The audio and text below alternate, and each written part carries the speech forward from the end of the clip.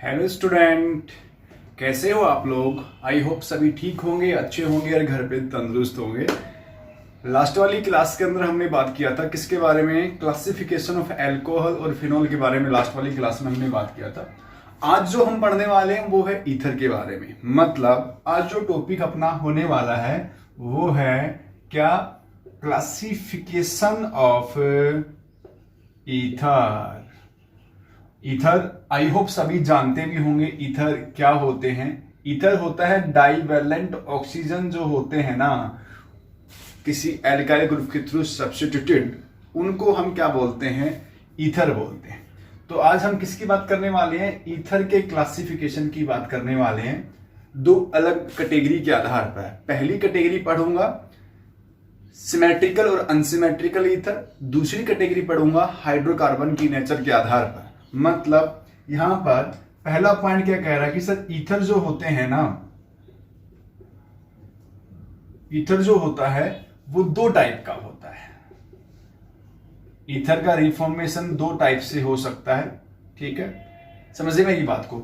ठीक है, किसके आधार पर, वो सर एक ईथर अपने पास में हो सकता है सिमेट्रिकल ईथर। तो सिमेट्रिकल ईथर क्या होते हैं वो भी मैं आपको समझाऊंगा। दूसरा क्या है, दूसरा है अनसिमेट्रिकल। समझ तो गए होंगे आप। दूसरा क्या अपने पास में, अनसिमेट्रिकल ईथर के बारे में।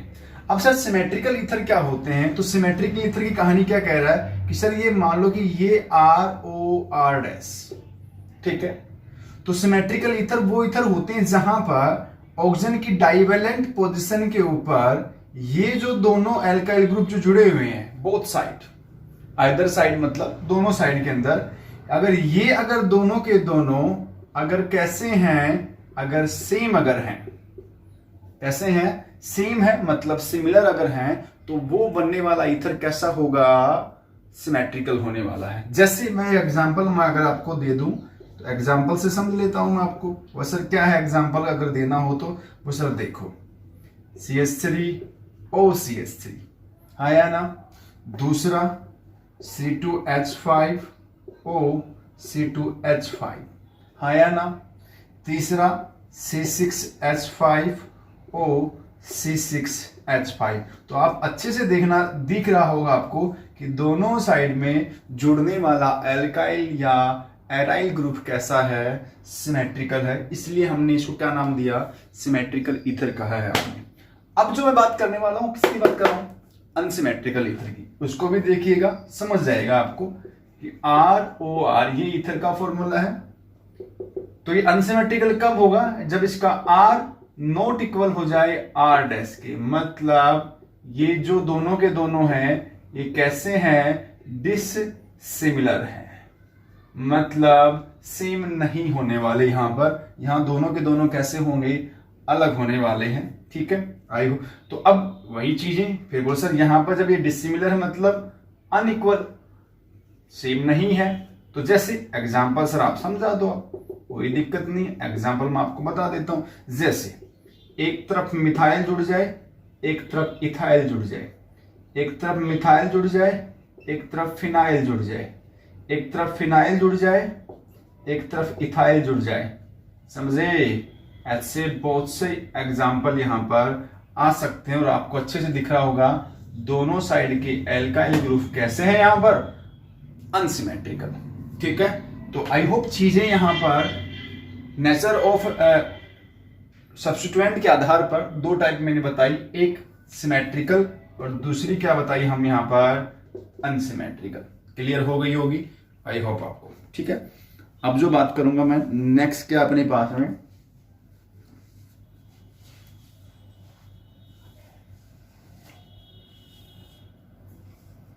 ठीक है, अब मैं बात करने वाला हूं नेक्स्ट जो अपने पास में होने वाली चीज है वो है नेचर ऑफ सब्स्टिट्यूएंट के आधार पर। मतलब हाइड्रोकार्बन की नेचर के आधार पर ईथर फिर दो टाइप का है। ठीक है, देखते हैं। तो सर देखो यहां ये मिटा देता हूं, तो ये तो क्लियर हो गया होगा आपको। ठीक है, अब कहानी किसकी है, हाइड्रोकार्बन की नेचर के आधार पर ईथर का दूसरा कैटेगरी, ये ईथर का दूसरा कैटेगरी हमने कर लिया। ठीक है, किसके आधार पर, based on hydrocarbon nature, hydrocarbon nature. ठीक है, तो कितना टाइप अपने पास में है? बस एक अपने पास में यहां पर है एलिफेटिक ईथर। क्या नाम है? Aliphatic ether. दूसरा क्या नाम है? Aromatic ether. तो एलिफेटिक ईथर और एरोमेटिक ईथर क्या होते हैं समझ गए होंगे। मतलब यहां पर हाइड्रोकार्बन का जो नेचर है, नेचर जो है वो कैसा होने वाला है? वो सर एलिफेटिक होने वाला है। ठीक है, मतलब एल्काइल ग्रुप जुड़ेगा यहां पर। यहां जो हाइड्रोकार्बन का जो नेचर होने वाला है, हाइड्रोकार्बन जो नेचर होने वाला है वो कैसा होने वाला है सर? एरोमेटिक, मतलब बेंजीन रिंग जुड़ने वाली है। समझ गए मेरी बात को? जैसे जैसे सर बता देते हैं, देखो एग्जांपल।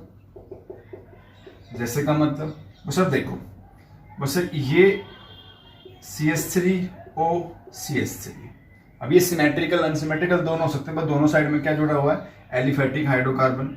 दूसरा C2H5O CH3।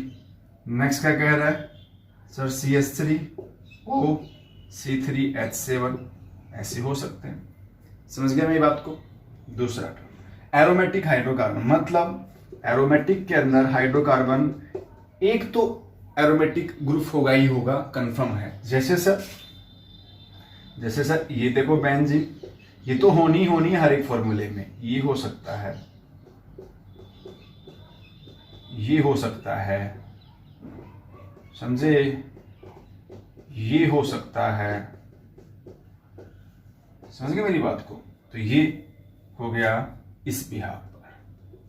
तो आई होप चीजें यहां तक क्लियर हो गई होगी और आपको नेचर के बिहार पर ईथर समझ में आ गया होगा, आई होप। ठीक है, समझ नहीं समझ रहे मेरी बात को? सीरियसली समझ लेना। ठीक है, काम आने वाली चीजें समझ लेना है। एलिफेटिक और एरोमेटिक, तो ये हो गया ईथर का क्लासिफिकेशन। तो कल हमने पढ़ा एल्कोहल और पीछे वाली क्लास के अंदर एल्कोहल और फिनोल के बारे में।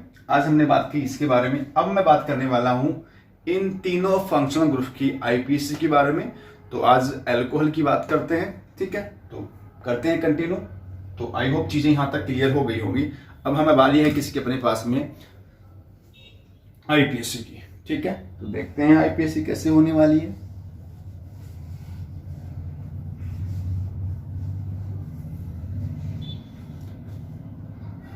ठीक है, अब बारी है IPSC नोमेनक्लेचर की। ठीक है, तो देखो भाई, अब चीजें करते चलना, देखते चलना, पढ़ते रहना। भाई पढ़ना बहुत जरूरी है जिंदगी में, अदरवाइज बेड़ा गर्क हो जाएगा जिंदगी का। बता देता हूं तुम लोगों को, समझ रहे ना? क्योंकि आजकल क्वालिटी एजुकेशन के होनी चाहिए, क्वांटिटी में नहीं। ठीक है, आजकल जो बात है वो क्वालिटी की बात की जाती है। क्वांटिटी में जो बच्चे परसेंटेज लेके बैठ जाते हैं ना, परसेंटेज लेके बैठ गए 95% बंदे का, रेलवे का D ग्रुप क्वालिफाई भी नहीं हुआ, HSC की D ग्रुप क्वालिफाई नहीं हुआ। समझे मेरी बात को? तो इसलिए क्वालिटी रखना, 95% अगर बना रहे हो तो उसका अपना एक लेवल होना चाहिए। अब मैं बात करता हूं नोमेनक्लेचर। तो IPSC नोमेनक्लेचर। ठीक है, तो IPSC नोमेनक्लेचर आज जो मैं बात करूंगा वो बात करने वाला हूं आज किसकी? एल्कोहल के बारे में। ठीक है, किसके बारे में? वो सर एल्कोहल के बारे में। तो एल्कोहल के अंदर अलग अलग टाइप है। तो पहले मैं किन की बात कर लेता हूं? पहले मैं बात करता हूं मोनोहाइड्रिक एल्कोहल। मोनो मतलब ऐसे एल्कोहल जहां एक OH ग्रुप जुड़ा हुआ है। समझे मेरी बात को? ठीक है, तो एक एक करके चीजों को समझ लेते हैं। ठीक है, अब IPSC अगर बात की तो IPSC के अंदर यहां पर मोनोहाइड्रिक में 3 टर्म बड़े कॉमन है। ठीक है, एक उसी अल्कोहल का कॉमन नाम हो सकता है, उसी अल्कोहल का IPSC नाम भी हम कर सकते हैं, और उसी अल्कोहल का एक टर्म और होता है कार्बिनोल सिस्टम के आधार पर। ठीक है, तो तीनों का एक एग्जांपल समझा देता हूं। जैसे कॉमन नाम CH3CH2OH, कॉमन नाम हो गया इथाइल एल्कोहल, ठीक है। आईपीसी की बात करूं तो CH3CH2OH, तो फंक्शनल ग्रुप 1 और 2, नाम हो गया ईथ, सिंगल बॉन्ड है एन, और ये एल्कोहल का ओल, ठीक है। कार्बिनोल मतलब इस ग्रुप को बोलते हैं कार्बिनोल, समझे, ठीक है। मतलब CH3OH को कार्बिनोल बोलते हैं शॉर्ट फॉर्म के अंदर, एक पैटर्न और है कार्बिनोल का, ठीक है। तो जैसे अगर है इसी का अगर नाम लेना हो तो क्या होगा, बस ये ग्रुप जो है ना, ये तो ग्रुप तो हो गया कार्बिनोल, ये क्या हो गया वो सर कार्बिनोल। अब इसके साथ में कौन जुड़ा हुआ वो सर मिथाइल, तो नाम क्या पड़ जाएगा मिथाइल कार्बिनोल। समझ गए मेरी बात को। तीनों टर्म के आधार पर मैंने आपको आईपीएससी करवा दिया। पहला कॉमन नाम, दूसरा आईपीएससी नेम, तीसरा कार्बिनोल सिस्टम के आधार पर। ऐसा आप कुछ भी ले सकते हो, उसके भी यहाँ पर आप कर सकते हो, ठीक है ना। कोई भी फॉर्मूला लेना, फॉर्मूले की तो प्रैक्टिस जरूरी है। 11th में आपने चीजें सब पढ़ रखी है, ठीक है। तो आई होप चीजें यहाँ तक क्लियर हो गई होंगी आपको। ये तो कहानी थी किसकी, मोनो की। अब कहानी किसकी है सर अपने पास में। अगर यही चीज अगर मैं रिंग में अगर दे दूं एलिफेटिक में, तो ऐसा कुछ खास नहीं है, वही 1 2 3 4 5 6, तो साइक्लो लगाना, 6 कार्बन है तो हेक्स लगाना, सारे बॉन्ड सिंगल है तो इन, 1 का क्या है OH, तो साइक्लो हेक्सेनोल हो जाएगा। कोई स्पेशल वाला कुछ चीज ऐसा कुछ है नहीं। तो ये कहानी तो किसकी थी, मोनोहाइड्रिक एल्कोहल की। हो गया होगा क्लियर, नजर मारो एक बार इस पे।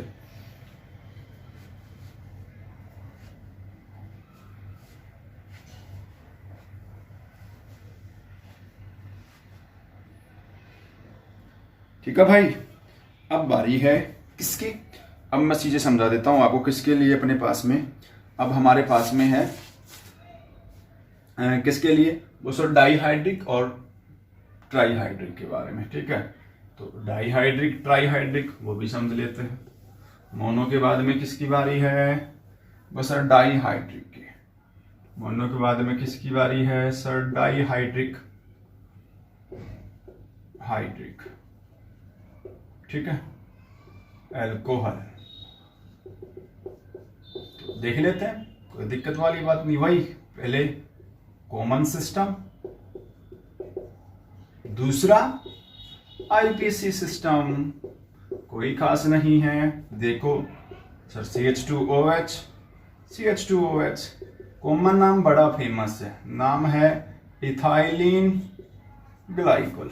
आईपीसी CH2OH नंबरिंग 1 2, ठीक है, 1 और 2, मतलब क्या हो गया, ethane 1 2 diol, 2 carbon, eth word root ane, single bond ane, E हटेगा नहीं क्योंकि सफिक्स इंटीग्रल टर्म यूज हो गया जो डाई ट्राई के लिए यूज होता है। तो वोवल्स नहीं आया ना, तो वोवल्स रिप्लेस होता, तो यहां पर नहीं होगा। तो ये है ड्राई की कहानी। सी तीसरी टाइप है ट्राईहाइड्रिक, ट्राईहाइड्रिक एल्कोहल, ठीक है। ट्राईहाइड्रिक एल्कोहल को देख लेते हैं, कोई दिक्कत नहीं है, देखते जाना भाई। ट्राईहाइड्रिक एल्कोहल का मतलब, पहला फॉर एग्जांपल कॉमन नाम बड़ा फेमस है इसका, CHOH CH2OH। कॉमन नाम लिख देता हूं, वो सर कॉमन नाम है इसका क्या, वो सर ग्लिसरॉल। क्या नाम है इसका अपने पास में, वो सर ग्लिसरॉल या ग्लिसरीन, ठीक है। तो कॉमन नाम है ग्लिसरॉल। साबुन समझ गए ना, सोप के अंदर ड्यूरिंग द प्रिपरेशन बनता है साइड प्रोडक्ट, ठीक है, ग्लिसरॉल। अब बारी किसके अपने पास में, क्या वो सर इसी का आईपीसी करना है, वो सर CH2OH CHOH और ये CH2OH आईपीसी करो। वो सर ये 1 नंबर 2 3 वर्ड रूट 3 का वो सर प्रो, सारे बॉन्ड सिंगल तो सर इन, फिर कितने OH है वो सर 3, बोलिए 1 पे है, एक 2 पे है, एक 3 पे है। 3 है तो क्या लगा देंगे पर ट्राई, OH के लिए सफिक्स क्या लगेगा वो सर ओल, हो गया काम खत्म। तो ये बारी किसकी थी अपने पास में, नोमेनक्लेचर ऑफ एल्कोहल की बारी थी। देखो यहां तक, मारो नजर, ठीक है, देखो यहां पर एक बार।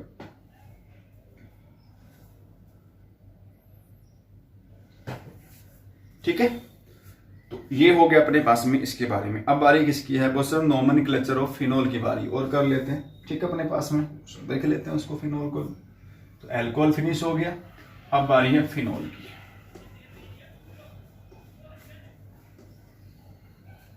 ठीक है, तो सर फिनोल का टर्म देखना, गर्मी बहुत भयंकर हो रही है, देखो भाई। अब बारी है सेकंड टाइप, किसको लेकर के? फिनोल। तो वही पहला टाइप मोनोहाइड्रिक। ठीक है, तो मोनोहाइड्रिक में समझ रहे हो? वो सर देखो पहला बड़ा फेवरेट है वो सर ये OH, क्या नाम है रे? वो सर फिनोल। तो कंपोनेंट जोड़ो कुछ सब्स्टिट्यूएंट के रूप में, जैसे ये है, तो इसका नाम क्या आएगा अपने पास में? वो सर इसका नाम है, कॉमन नाम बड़ा फेमस है इसका। ठीक है, क्या है कॉमन नाम? वो सर कॉमन अपना नाम इसमें दे रखा है, वो है क्रिसोल। ठीक है, तो ये ऑर्थो पोजीशन है, तो कॉमन के आधार पर वो sir common name ortho cresol. IPC देनी है तो ये 1 2, आईपीसी क्या आएगी? वो सर 2 मिथाइल फिनोल। समझे? अब ये ऑर्थो भी हो सकता है, 1 3 पे आएगा तो मेटा भी पॉसिबल है, इसमें मेटा भी पॉसिबल है और इसमें पैरा भी पॉसिबल है। सिर्फ पोजीशन चेंज हो जाएगी, फिर 3 मिथाइल मेटा है तो और पैरा है तो 4 मिथाइल हो जाएगा। ठीक है, तो इस तरीके से तो ये कहानी तो किसकी थी अपने पास में? मोनोहाइड्रिक वाले कंपोनेंट को लेकर के। ठीक है, और भी एग्जांपल है जैसे इस तरीके से।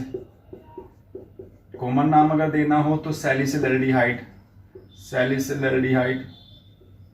आईपीसी देना हो तो 1 नंबर 2 नंबर 2 हाइड्रोक्सी बेंजल्डिहाइड।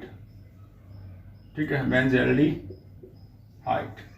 ऐसे और देखो मोनो का अंदर कॉमन नाम बड़ा फेमस, जिनका कॉमन फेमस है कॉमन ही याद रखो आप। Salicylic acid, salicylic acid. IUPAC name वो sir 1 number 2 number 2 hydroxy benzoic acid, benzoic acid. आ रहा कि नहीं आ रहा समझ में? जहां लगे दिक्कत कमेंट बॉक्स में डालिएगा। ठीक है, आपको जहां भी लगे दिक्कत। ठीक है, ये कहानी किसकी थी? मोनो वाले की। ठीक है, और भी बहुत सारे ऐसे एग्जांपल दे रखे हैं, एनसीईआरटी जब पढ़ोगे चीजें बहुत क्लियर होने वाली है। ठीक है, अब बारी किसका है? डाईहाइड्रिक का, उसका और देख लेता हूं सर। डाई को भी देख लेते, देखो मोनो हो गया, डाईहाइड्रिक। ठीक है, डाई की कहानी समझिएगा, एक एक करके डाई का समझा देता हूं। वो सर ये डाई का टाइप देखो बस, वो सर ये डाई है, डाई हाइड्रिक। ठीक है, डाई हाइड्रिक। देखो सर, वो सर डाई का कॉमन नाम बड़े काम का है, वो सर इसको कॉमन कैटेकोल बोलते हैं। आईपीएससी पर सर ये 1 और 2, तो क्या आएगा अपने पास में? Benzene 1 2 diol. समझ रहे मेरी बात को? Benzene 1 2 diol, diol. ठीक है, 1 3 पे है रिसोर्सिनोल, रिसोर्सिनोल या बेंजीन 1 3 डाइओल। ठीक है, नेक्स्ट और है अपने पास में OH। रिसोर्सिनोल के बाद में क्या है? वो सर कॉमन नाम बड़ा फेमस है, क्विनोल। वैसे 1 2 3 था, ये 1 2 3 4 हो गया, ये आ गया 1 4 बेंजीन 1 4 डाइओल, बेंजीन 1 4 डाइओल।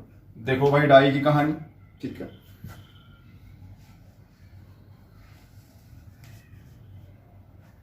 ठीक है भाई, क्लियर? ठीक है, तो ये चीजें अपने पास में हो गई मोनो डाईहाइड्रिक की। ठीक है, एक एग्जांपल ट्राई का भी लिख देता हूं इसके अंदर।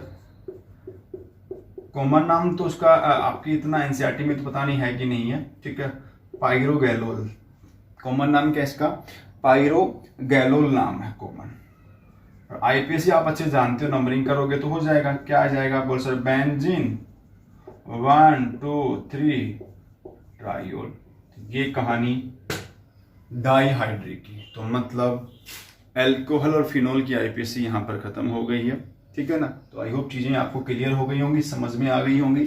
जहां भी लगे डाउट है पूछिएगा जरूर, कमेंट बॉक्स में डालिएगा जरूर। ठीक है, वीडियो अच्छी लगे तो लाइक करिएगा, समझे? मेहनत करें, लाइक करिएगा। ठीक है, जहां भी लगे डाउट क्लियर करेगा। ठीक है, ये कहानी अपने पास में है डाईहाइड्रिक वाले, ठीक है, एरोमेटिक कंपोनेंट को लेकर के। तो आई होप चीज़ें यहाँ तक क्लियर हो गई होंगी। फिर भी किसी बच्चे को डाउट है तो आप पूछेगा ज़रूर।